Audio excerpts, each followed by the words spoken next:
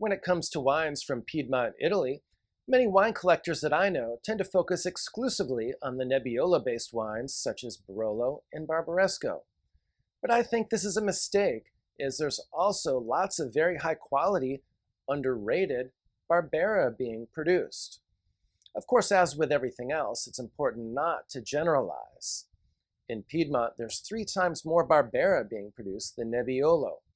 Barbera is also capable of producing very high yields, and so there are a number of uninspiring, inexpensive examples of Barbera being produced as well.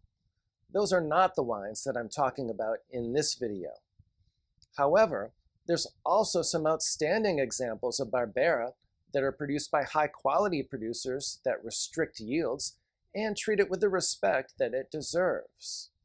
One of the things I like best about Barbera is that it's the perfect choice when you're at an Italian restaurant.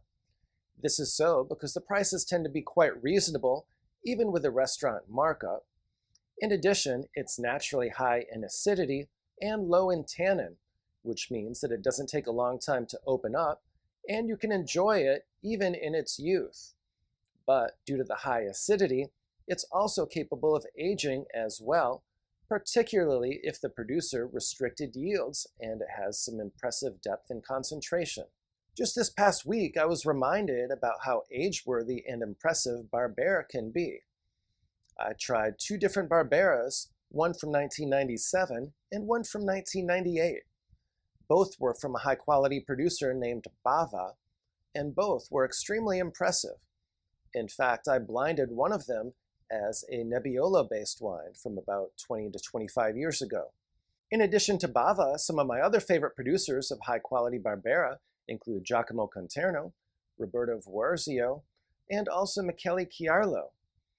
The best part about these wines is that most of them are available for $30 to $50 per bottle in the United States, although the Conterno wines are probably going to be more expensive than that.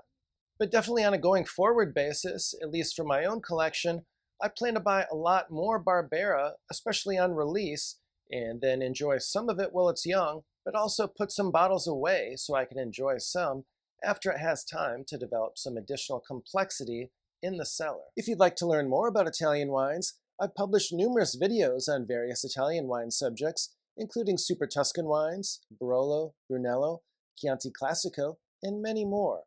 So if you'd like to check those out, be sure to check out the playlist that's linked above.